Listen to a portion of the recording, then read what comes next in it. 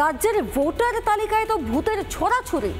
কোথাও জীবিত হয়েছেন মৃত, কোথাও একই ব্যক্তি দুইবার দুই জায়গায় নাম উঠেছে, তাও আবার এক দুদিন নয়, প্রায় 11 বছর ধরে এটাই চলছে বলে দাবি খোদ অভিযুক্ত।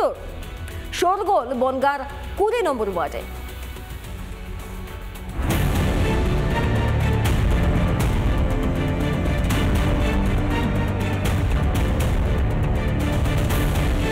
উত্তরের ভোটারের নাম দক্ষিণের তালিকায়, এমনকি বাংলাদেশের বাসিন্দারাও এপারের ভোটার তালিকায়। সেই ছবিও দেখেছে রাজ্যবাসী। এবার এক ব্যক্তির ভোটার কার্ডের নাম পরিবর্তনের পর বদলে গেল এপিক নাম্বার, এমনকি তার পুরনো এপিক নাম্বারও বাতিল হয়নি। এমনই ছবি বনগাঁ পুরসভার 20 নম্বর ওয়ার্ডে। ভোটার কার্ডে থাকা ডাক নাম বাপ্পা বদল করেন বিপ্লব সেন। নতুন কার্ড থাকলেও ভোটার তালিকায় বাপ্পা নাম বাতিল হয়নি। বাপ্পা সেন ছিল ভোটার কার্ড, আমি ওটা জমা দিয়ে আমি বিপ্লব সেনের জন্য সব কিছু দিয়েছিলাম। তা আমার বিপ্লব সেন ভোটার কার্ডটা যখন আমার কাছ থেকে নিয়ে নেয়, মানে দিয়ে দেয় হাতে, দেওয়ার পরে বাপ্পা সেন ভোটার কার্ডটা জমা নিয়ে নেয়, ওরা নিয়ে আমার এতদিন ধরে নামটা কাটিয়ে। ভোটার তালিকা স্ক্রুটিনি করার সময় বর্তমান তৃণমূল কাউন্সিলর জানতে পারেন 2014 সাল থেকে তালিকায় বিপ্লব ও বাপ্পা দুই নামই জলজল করছে। প্রশাসন বা কে বা কারা কেন নাম কাটেনি এখনো পর্যন্ত সেটা বুঝতে পারছি। আপনাকে জানাবেন তো নাম কাটার? অবশ্যই জানাবো, পেয়েছি যখন কেন জানাবো। যদিও কেন নাম কাটা হয়নি তা অজানা বিপ্লব সেনের। কার্ডটা জমা নিয়ে নিয়েছিল, যখন বিপ্লব সেন কার্ডটা দিয়েছিল বাপ্পা সেনটা জমা নিয়ে নিয়েছিল। কত সাল আগে জমা দিয়েছিল? তা 14 সাল টালের হবে, তখন কাউন্সিলর ছিল রতন শাহ।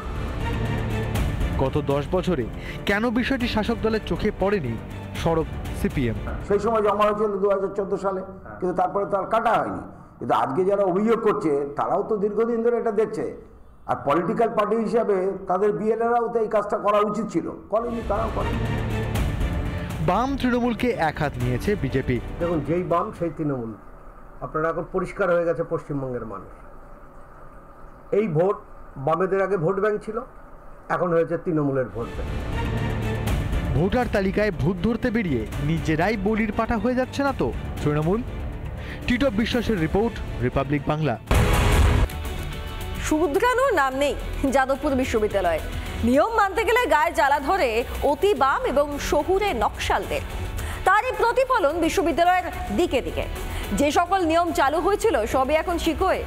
বিশ্ববিদ্যালয় চত্বরে ছড়িয়ে ছিটিয়ে নেশার দ্রব্য। শিক্ষাঙ্গনে এই নৈরাজ্য কবে বন্ধ হবে?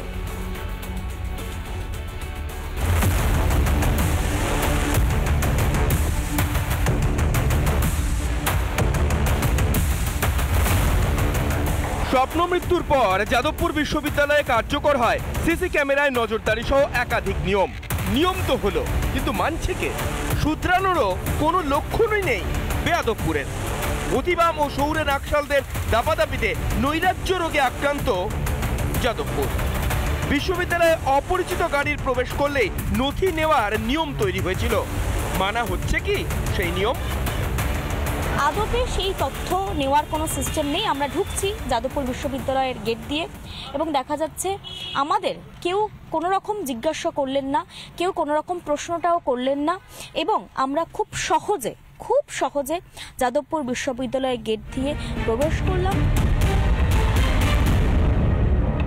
ঢুকে গেলেন বিশ্ববিদ্যালয়ে। এবার দেখুন ভিতরের ছবিটা কেমন। বড় বড় ব্যানারে নেশামুক্ত বিশ্ববিদ্যালয়ের দাবি, পোস্টার ফেলা হয়েছে, ফলাও করে দাবি জানানো হয়েছে, কিন্তু তা শুধু লোক দেখানো। বিশ্ববিদ্যালয়ের ভিতরের ছবিটা সেটাই বলছে। ওয়াটার এটিএম এর সামনে একদম বিশ্ববিদ্যালয়ের রোড যেখানে এত যাতায়াত হচ্ছে, সেখানে এখনো কিন্তু এরকম ছড়িয়ে ছিটিয়ে পড়ে রয়েছে বোতল। জায়গা থেকে এটা অন্তত বোঝা খুব একটা কঠিন বিষয় নয় যে এখানে একটা আসর প্রত্যেকদিন বসছে। মাথায় বামেদের হাত নিয়ে যাদবপুর বিশ্ববিদ্যালয়কে মদ্যপদের আখড়া বানিয়েছে অতিবামেরা। পরিবর্তনের চেষ্টা করলেও এই শহুরে নকশালদের বাধায় বহু উন্নয়ন ভেস্তে যায়। অভিযোগ বিশ্ববিদ্যালয়ের প্রাক্তন উপাচার্য বুদ্ধদেব সাউয়ের। না, আমিও দেখেছি অনেকটাই সেটা শিথিল হয়েছে এবং পরিস্থিতি অনেক বাজে হয়ে গেছে। ছাত্ররা নিজেরাই জানে এটা অন্যায় দাবি, সেটাকে যদি এন্টারটেন করা হয় তারা ভাববে যে তাহলে আরও কিছু অন্যায় দাবি করবে, সেটা হয়েওছে। যাদবপুর আছে যাদবপুরেই। অতিবাম ও শহুরে নকশালদের গাজোয়ারিতে বিঘ্নিত হচ্ছে পড়াশোনার পরিবেশ। সব দেখে সব জেনেও চুপ করে বসে রাজ্যের শাসক দল। বাম ও তৃণমূল আঁতাতের জন্যই এই শহুরে নকশালদের তোল্লাই। মুখ্যমন্ত্রী চুপ ছিলেন, মোহাম্মদ সেলিম চুপ ছিলেন, আজকে তারা বিরাট করছেন। আসলে এরা সমস্ত টিম ওয়ার্ক করে কাজ করে। আমরা বারবারই বলেছি তৃণমূলের বি টিম হচ্ছে এই সিপিএম। যাদবপুরকে কেন্দ্র করে তৃণমূলের এই ঘৃণ্য প্রতিহিংসামূলক রাজনীতির বিরুদ্ধে আমরা। মানুষ সেখানে এসে পড়াশোনা করতে চায়, তাদের মন যেন সেই দিকে একাগ্রতা বাড়ে, নাকি কিভাবে ডিস্টার্ব করা যায়, হুলিগানিজম করা যায়, কনস্পিরেসি করা যায়, সেই দিকে যাওয়া উচিত না।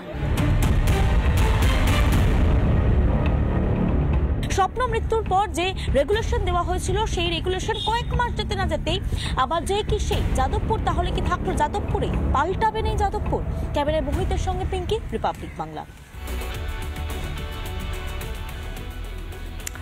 নদিয়ায় সমবায় সমিতিতে কোটি কোটি টাকা তছরূপের অভিযোগ। জালে সমবায়ের প্রাক্তন চেয়ারম্যান ও তৃণমূল নেতা। খবর চাউর হতেই ছড়িয়েছে আতঙ্ক। সমবায় সমিতির বাইরে টাকা তোলার লম্বা লাইন, পাল্টা চক্রান্তের দাবি সমবায় ম্যানেজারের। নদিয়ার কৃষ্ণনগরে টাকা তছরূপের অভিযোগে গ্রেপ্তার তৃণমূল নেতা। সমবায় সমিতির 14 কোটি টাকা নয়ছয়ের অভিযোগ। ধৃত তৃণমূল নেতা সমবায় সমিতির প্রাক্তন চেয়ারম্যান শিবনাথ চৌধুরী। স্থানীয় এক তৃণমূল নেত্রের অভিযোগে গ্রেপ্তার করা হয় শিবনাথ চৌধুরীকে। আর সেই খবর সম্প্রচার হতেই ছড়িয়েছে আতঙ্ক। আর আজ সেই ঘটনার পর থেকে সকাল থেকেই গ্রাহকদের দীর্ঘ লম্বা লাইন, গ্রাহকদের ভেতরে টাকা তোলবার জন্য হুড়োহুড়ি। এই ব্যাংকে নির্দিষ্ট সংখ্যের টাকা না থাকায় সেখানেও বিক্ষোভ দেখাতে থাকেন গ্রাহকরা। গরিব মানুষ সব গচ্ছিত এদিক করে টাকা জোগাড় করে রেখেছে, এগুলো মনে মনে তো ভয় আসবে, সবাই টাকা তোলার চেষ্টা করছে। রাত্রে 10,000 টাকা তুলে নিয়ে গিয়েছি, আর 17,000 টাকা আছে, আমি সেই টাকা তুলতে এসেছি। আমার তো কষ্টের টাকা, আমার তো আতঙ্ক হবেই। তবে চক্রান্তের তত্ত্ব খাড়া করেছে সমবায় ব্যাংক। ব্যাংক চত্বরে টাঙানো হয়েছে পোস্টারও। এসব রাজনীতিগতভাবে করেছে, এগুলো সাময়িক ব্যাপার। কারণ আগেও আমাদের চেষ্টা করেছে রিপ্লেট বের করে কোঅপারেটিভটা ভালো চলে, কোঅপারেটিভটা আমাদের লাভজনক কোঅপারেটিভ, এটাকে নষ্ট করার জন্য। বাংলার যেদিকেই তাকানো হচ্ছে সেদিকেই দুর্নীতি আর বেনিয়ম। বেনিয়মই যেন রাজ্যের নতুন নিয়ম হয়ে উঠেছে। ভিডিও জার্নালিস্ট রকি ঘোষের সঙ্গে পলাশকান্তি মণ্ডল, রিপাবলিক বাংলা, নদিয়া। এই রাজ্যে তোলাবাজি যেন ভিত্তি আর কাটমানি যেন ভবিষ্যৎ তৃণমূলের জন্য। এবার পুলিশ পরিচয় 2 ব্যবসায়ী থেকে তোলাবাজির অভিযোগ। আচ্ছা, গ্রেপ্তার করা হয়েছে কাদেরকে? গ্রেপ্তার অভিযুক্ত দুজনই তৃণমূল কর্মী। ধৃত সায়ন হালদার এবং সুগত বিশ্বাস নিজেদেরকে সাব ইন্সপেক্টর বলে পরিচয় দেয়। এরপরই গাঁজা কেসের ভয় দেখিয়ে ব্যবসায়ীদের থেকে 6,000 টাকা এবং 40 কেজি মাছ ছিনতাই করে বলে অভিযোগ। ঘটনার পরই নিউ ব্যারাকপুর থানায় অভিযোগ দায়ের করা হয়। সিসি ক্যামেরার ফুটেজ দেখে এই 2 গুণধরকে গ্রেফতার করেছে পুলিশ।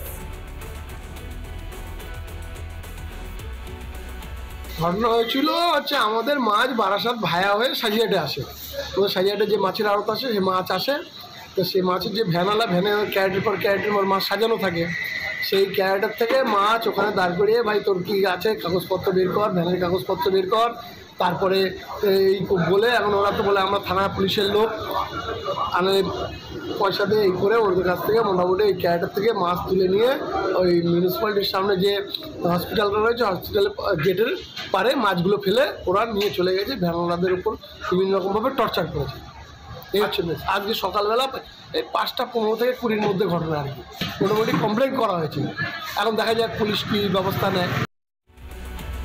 নানা ধরনের কন্টেন্ট দেখার জন্য লাইক করুন, শেয়ার করুন আমাদের ফেসবুক পেজ, সাবস্ক্রাইব করুন আমাদের ইউটিউব চ্যানেল।